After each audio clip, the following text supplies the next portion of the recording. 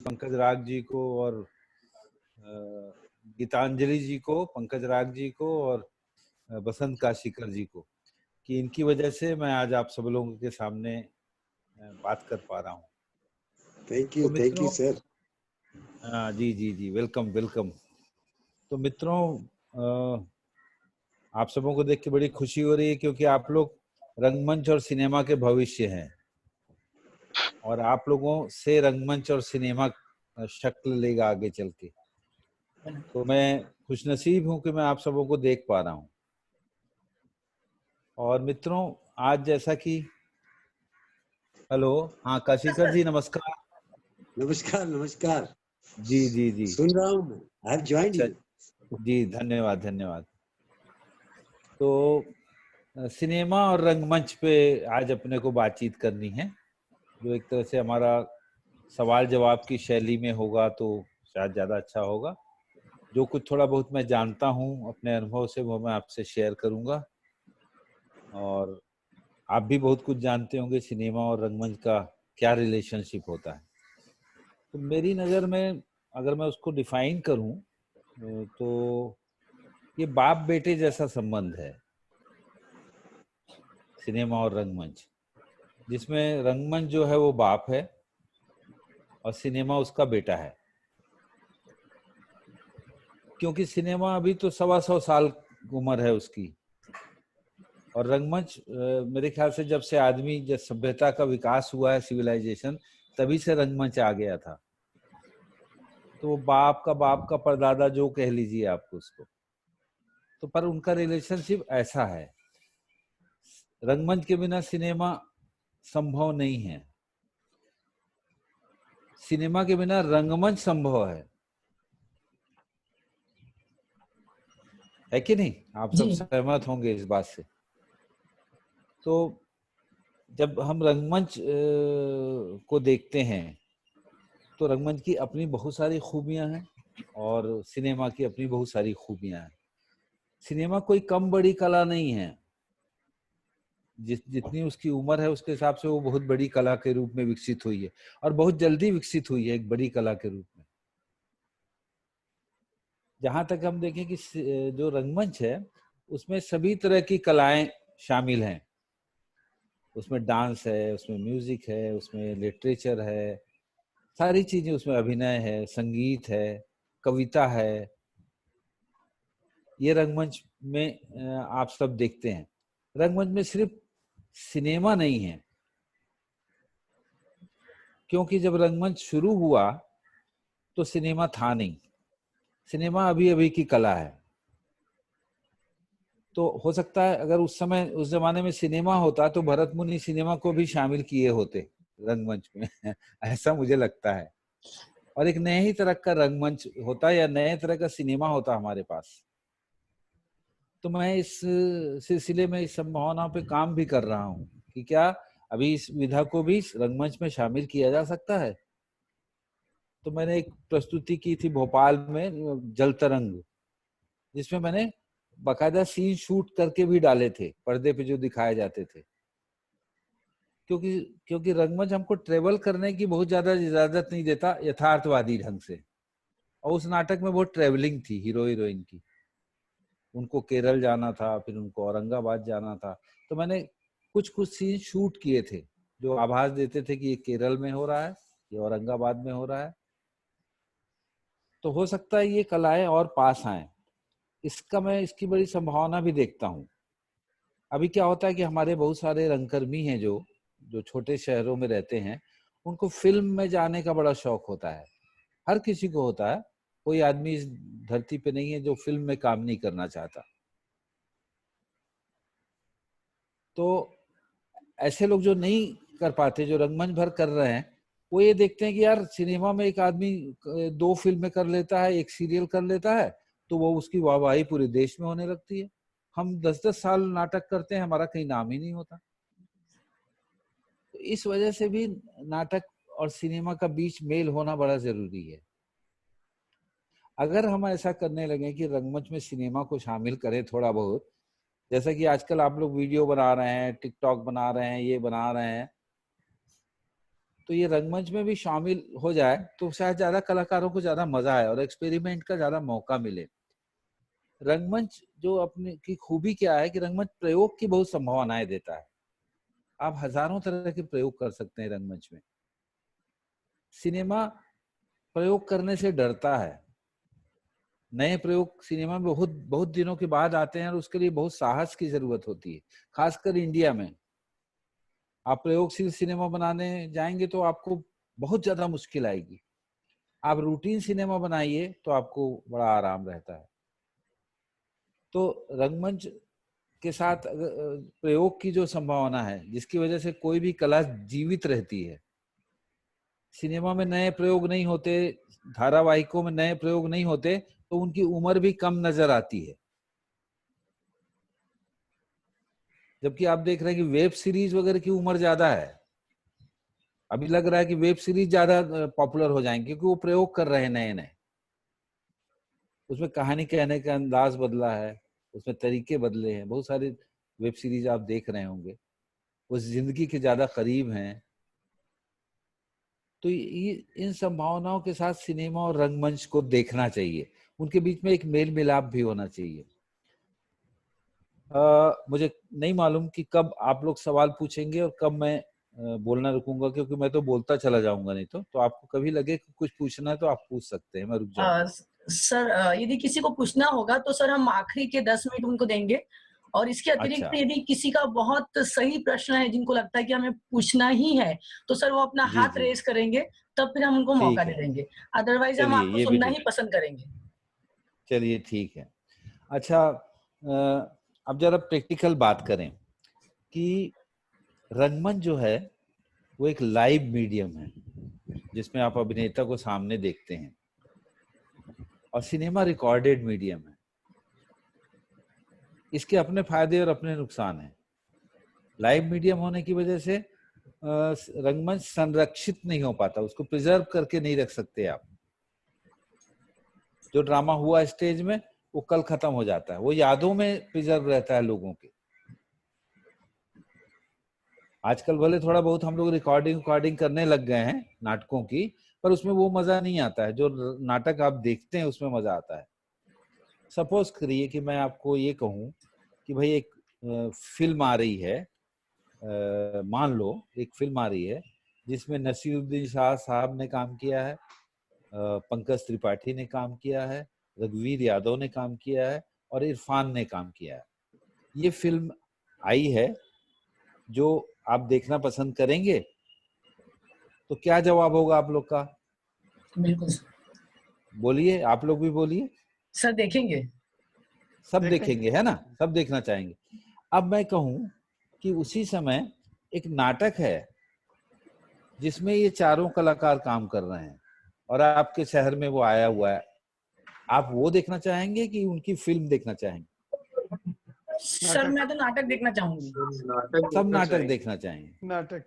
Yes क्यों? Sir, नाटक। क्योंकि नाटक में जो जादू है वो सिनेमा आप बाद में भी देख सकते हैं। हो सकता है फिल्म भी बहुत अच्छी हो, लेकिन वो फिल्म आप बाद में भी देख सकते हैं, आपको मालूम है। पर ये कलाकार जो आपके सामने आज ड्रामा कर रहे थे ग्वालियर में या भोपाल में या सतना में, वो कल नहीं आएंगे, तो आप उसको आज देखना चाहेंगे। फिर उनको जिंदा देखने का मजा जो है, जो थ्रिल पैदा होता है, वो सिनेमा के पास नहीं होता है। तो ये रंगमंच का जादू है। फिर जैसे आप सिनेमा को एक समय में पूरी दुनिया में एक साथ देख सकते हैं, है कि नहीं? आप Yes, एक sir. फिल्म अभी चल रही है, वही अमेरिका में भी चल रही है, वही टोक्यो में भी चल रही है, आप कहीं भी एक फिल्म को देख सकते हैं। पर नाटक में ये सुविधा नहीं है। वो जो पात्र कर रहे हैं वो वहीं पे देख सकते हैं आप।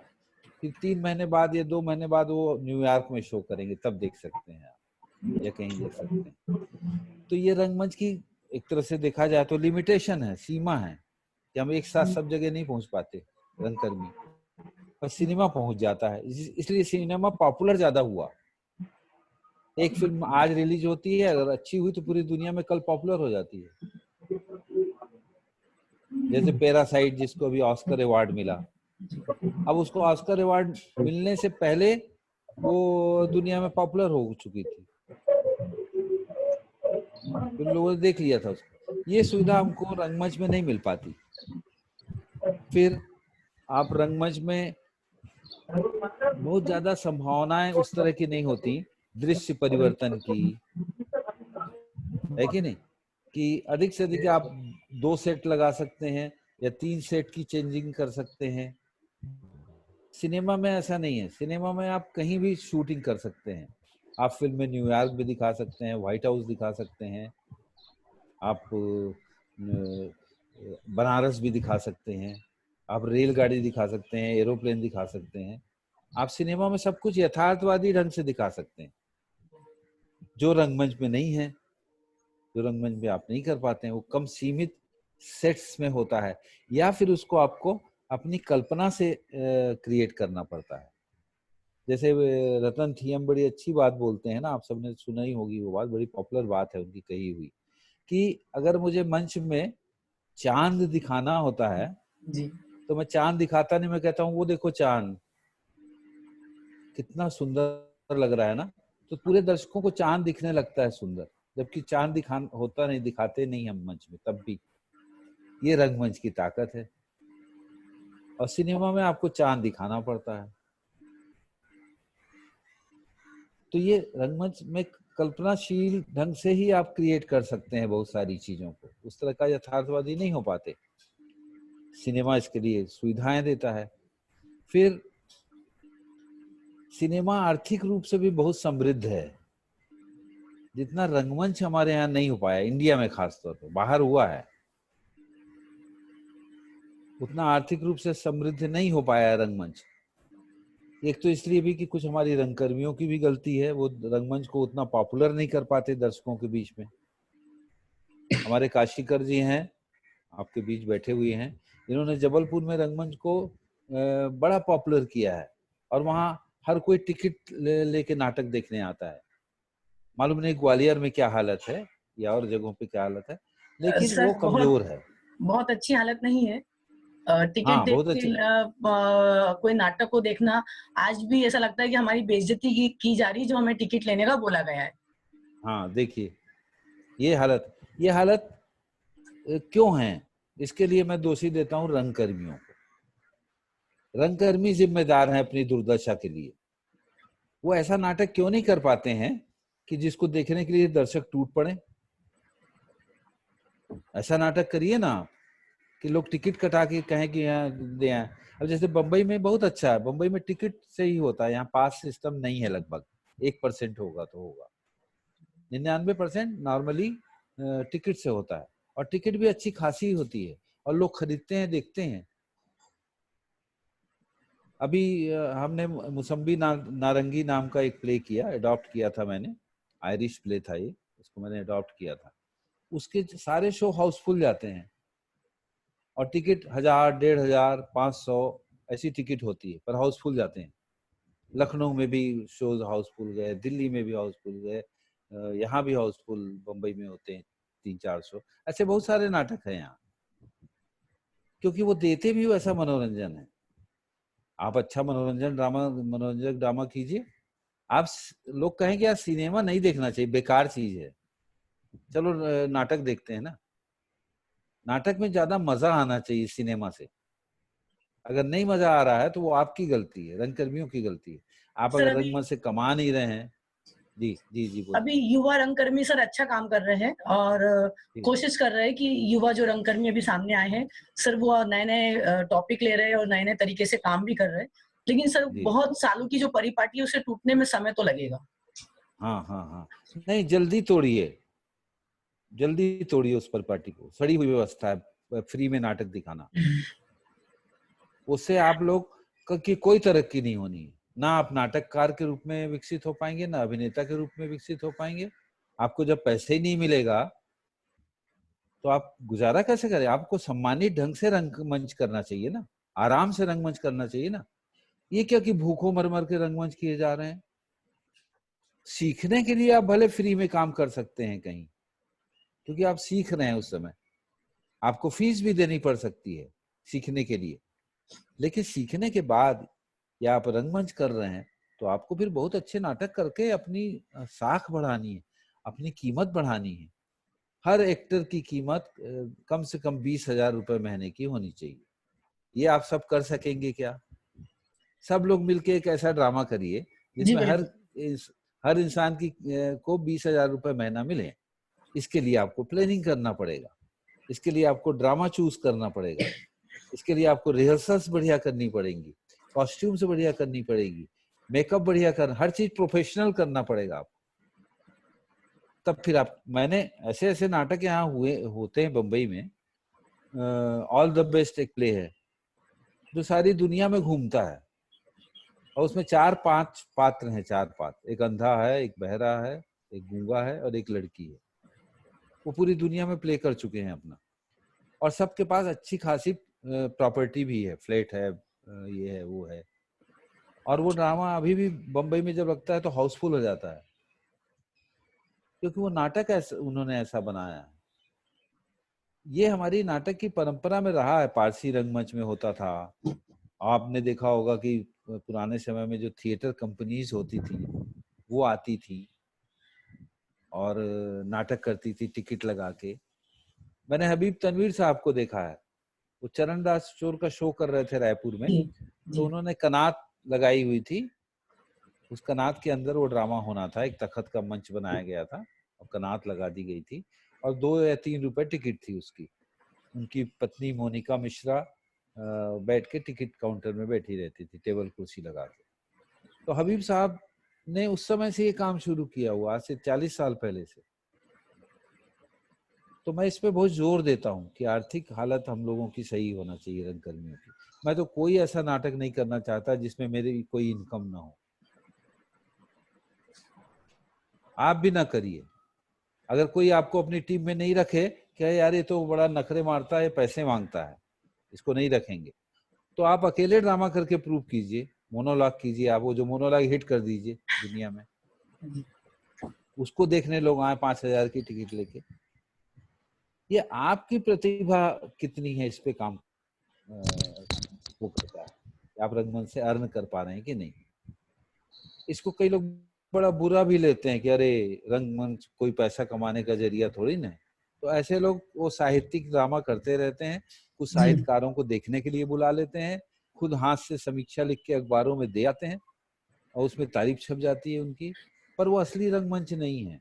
जी असली रंगमंच है कि जिसको दर्शक जिंदा रहे, जिंदा रखे। हम में से कई लोग ड्रामा करते हैं। कभी आपने सोचा कि आपके ग्वालियर शहर के या भोपाल के या कहीं के भी जो व्यापारीज हैं, दुकानदार हैं, कपड़े वाले, ये ड्रामा देखने आते हैं आपका टिकट कटा के? नहीं सर आते हैं। अभी ऐसे दर्शक बन रहे हैं, जी लेकिन सर उनको रिक्वेस्ट करनी पड़ती है, उनको इनवाइट करना पड़ता है, उनको बोलना पड़ता है, और हाँ जैसा हाँ आपने कहा कि वाकई में कुछ ऐसा करना पड़ता है जिससे वो देखने के लिए आए। हाँ।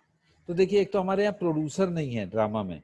जी प्रोड्यूसर होना चाहिए। प्रोड्यूसर जैसे फिल्मों में प्रोड्यूसर होते हैं जो फिल्म प्रोड्यूस करते हैं, ऐसे ड्रामा कंपनी में भी पहले प्रोड्यूसर होते थे हाँ पारसी रंगमंच के जमाने में, जो फाइनेंस करते थे।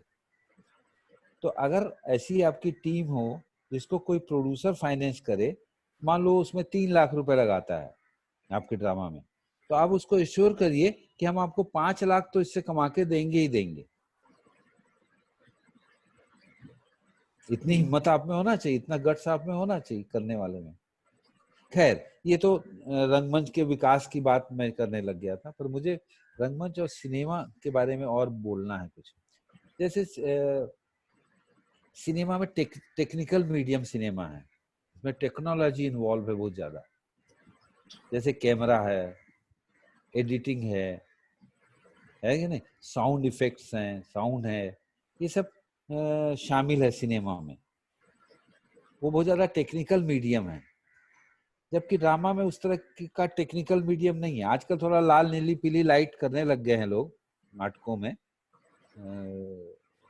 टेक्नोलॉजी के नाम पे, तो साउंड वाउंड भी करने लग गए हैं, सब टाइटिल भी आने लग गया है आजकल नाटकों का, जो सब टाइटिल चलता रहता है अगर कोई नाटक आयरिश लैंग्वेज में है तो वो इंडिया आते हैं तो अंग्रेजी या हिंदी में उसको सबटाइटल करवा देते हैं, जो प्ले के साथ साथ चलता रहता है। तो कुछ है टेक्नोलॉजी इन्वॉल्व हो रही, पर वैसा वो टेक्निकल मीडियम नहीं है। फ्रिट्ज बेनिविट्स जो महान डायरेक्टर थे, उनके साथ हम लोगों ने काम किया था जब मैं नेशनल स्कूल ऑफ ड्रामा में पढ़ रहा था। द मिडसमर नाइट्स ड्रीम उन्होंने एक प्ले किया था। तो उनका ये कहना था कि एक अच्छा नाटक करने के लिए सिर्फ 2 चीज जरूरी होती है, एक अच्छी स्क्रिप्ट और दूसरे अच्छे एक्टर, बस, और कुछ नहीं चाहिए। आप सामान्य कपड़ों में भी कर सकते हैं कोई ड्रामा, आप बिना लाइट के भी कर सकते हैं, आप बिना मेकअप के भी कर सकते हैं।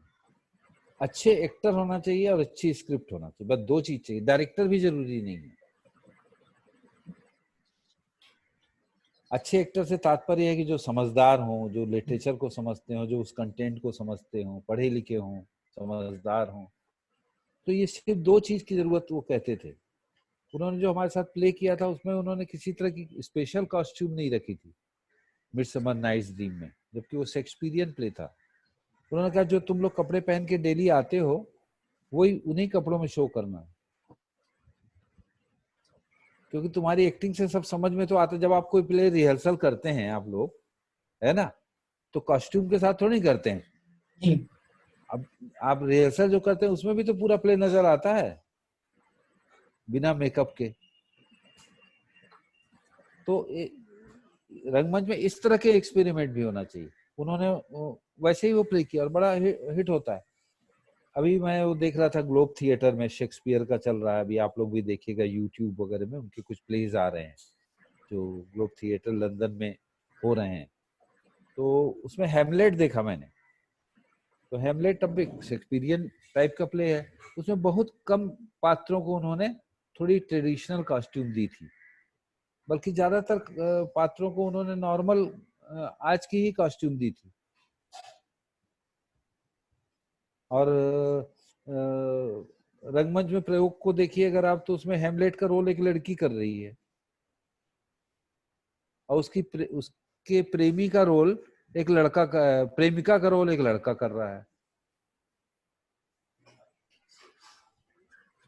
तो ये इस तरह का प्रयोग करते रहते हैं हम लोग। मैंने खुद बहुत पहले मिट ये किया था अपना दिल्ली में और कोरबा में, कॉमेडी ऑफ एरर्स शेक्सपियर का। तो मैं कोरबा, उसमें 4 जुड़वा भाई हैं, आप लोगों ने वो फिल्म भी देखी होगी अंगूर, गुलजार साहब ने जो बनाई थी, तो उसकी कहानी भी आपको थोड़ी मालूम होगी। तो वो मैं कोरबा में कर रहा था, कोरबा एक जगह है मध्य प्रदेश में, वहां मैं एक वर्कशॉप में कर रहा था। तो उसमें 4 एक जैसे दिखने वाले लोग चाहिए होते हैं, 2 मालिक और 2 नौकर, दोनों जुड़वा हैं, मालिक भी जुड़वा है नौकर भी जुड़वा है। तो जब मैं कोरबा में करने गया उसको, तो मुझे वैसे 4 लड़के मिले ही नहीं जो एक जैसे दिखते हो। तो मैंने वो चारों रोल लड़कियों से कराया, क्योंकि 2 लड़कियां बहन थी, तो बहनें आपस में अक्सर एक जैसी दिखती हैं, और 2 लड़कियां थी जो करीब दिखती थी बिल्कुल। तो इस तरह के नए प्रयोग के लिए रंगमंच आपको बड़ी मौके देता है, जो सिनेमा में आप नहीं कर सकते। सिनेमा में करना ये सब जोखिम का काम होता है। तो आप लोग, अच्छा फिर सिनेमा में क्या होता है कि क्लोजअप्स होते हैं, मिड शॉट होता है, लॉन्ग शॉट होता है, इसके इफेक्ट्स अलग अलग होते हैं। क्लोजअप्स में आपके चेहरे के बारीक से बारीक भाव को भी कैमरा पकड़ लेता है। उसके लिए आपको अतिरिक्त अभ्यास नहीं, अतिरिक्त नहीं करना पड़ता। रंगमंच में आपको थोड़ा लाउड करना पड़ता है कि नहीं? रंगमंच में थोड़ा ज्यादा करना पड़ता है, तब आपके भाव तो लाउड थोड़ा सा जब आप होते हैं तो अनरियलिस्टिक भी हो जाते हैं, उतने यथार्थवादी, उतने नॉर्मल नहीं रह पाते। जबकि सिनेमा में आप बिल्कुल जरा सा आपके मन में भी कोई भाव आया जिसका चेहरे पे इफेक्ट आता है तो कैमरा उसको बता देता है, आपको एफर्ट नहीं करना पड़ता। तो जब आप सिनेमा में काम करेंगे तो आपको ज्यादा एफर्ट नहीं करना चाहिए, लाउड नहीं होना चाहिए जरा सा भी रंगमंच की तरह से। कई रंगमंच के एक्टर फ्लॉप हो जाते हैं सिनेमा में क्योंकि वो नाटकी करने लगते हैं। वही लोग सक्सेस होते हैं जो समझते हैं इस बात को, सिनेमा अलग मीडियम है, उसमें एक्टिंग अलग तरह की करनी चाहिए, उसमें ज्यादा नॉर्मल और रियलिस्टिक होने की गुंजाइश है। तो आप कुछ पूछ रही थी। हाँ सर, मैं कह रही थी कि सर मुझे इसको हाँ अपग्रेड करना है, तो बाय चांस यदि बीच में कट जाता है तो आप मुझे फिर से ज्वाइन कर लीजिएगा, ये अपग्रेड हो ठीक रहा है, है। ठीक है ना सर? ठीक है, मैं बाकी ठीक सबको है, भी ये ठीक है। कहना चाह रही कि यदि बीच में वीडियो कट जाती तो मुझे वापस से ज्वाइन कर लेना। हाँ, अ, और कोई आपको सवाल पूछना हो? आपका नाम मैं पढ़ पा रहा हूँ दीपक परिहार, नहीं आदित्य। हाँ, आप कुछ पूछना चाहती थी क्या? सर मैं ये पूछना चाहती हूँ एक क्वेश्चन कि क्या सर हाँ हाँ, प्रयोग जनता को देख के करना चाहिए या प्रयोग हम अपने लिए करते हैं? देखिए प्रयोग जब आप करते हैं तो ऑब्वियसली आप कुछ भी कर रहे हैं वो पब्लिक के लिए कर रहे हैं।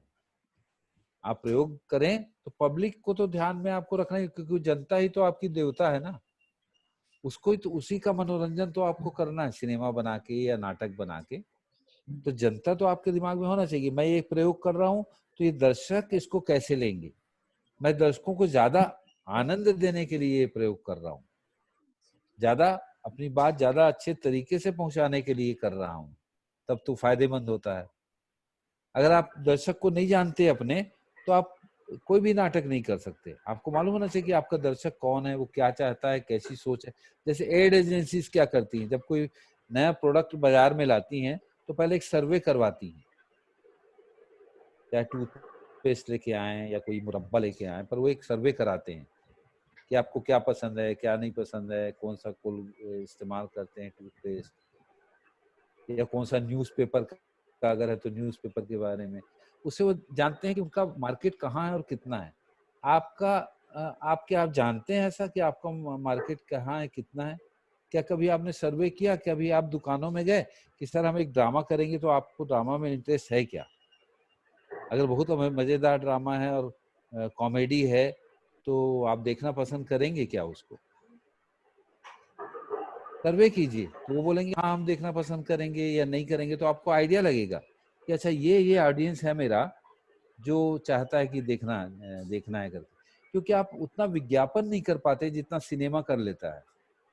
सिनेमा के पास विज्ञापन की बड़ी सुविधा होती है, वो टेलीविजन में विज्ञापन करते हैं, वो होर्डिंग्स लगाते हैं पूरे शहर में, अखबारों में देते हैं। रंगमंच उतना नहीं कर सकता, तो रंगमंच को अपने ढंग से विज्ञापन भी करने के तरीके खोजना पड़ेगा। आजकल तो बहुत है, फेसबुक आ गया है, व्हाट्सएप आ गया है, इंस्टाग्राम आ गया है, जिससे आप लोग अपने नाटक का भी प्रचार कर लेते हैं। लेकिन पहले बिल्कुल ऐसा नहीं था। तो अभी आपके पास बहुत सारे तरीके हैं कि आप भी अपने प्रोडक्ट, अपने ड्रामा को एक अच्छा प्रोडक्ट बना के पेश कीजिए। इसमें कोई बुराई नहीं है, ये कोई अनैतिक काम नहीं है। अपनी चीज को बेचना, अपने काम को लोगों तक बेचना और उसका पारिश्रमिक लेना कभी बुरा नहीं होता। लेकिन अगर आप ऐसा नहीं करेंगे तो फिर आप ज्यादा दिन तक रंगमंच में नहीं रहेंगे, फिर आप भाग के सिनेमा में आते हैं, यहाँ ज्यादा पैसा है, ज्यादा ये शोहरत है। कोई बुराई नहीं है सिनेमा में आने में, आइए सिनेमा में, अपनी तैयारी के साथ आइए और ये करिए।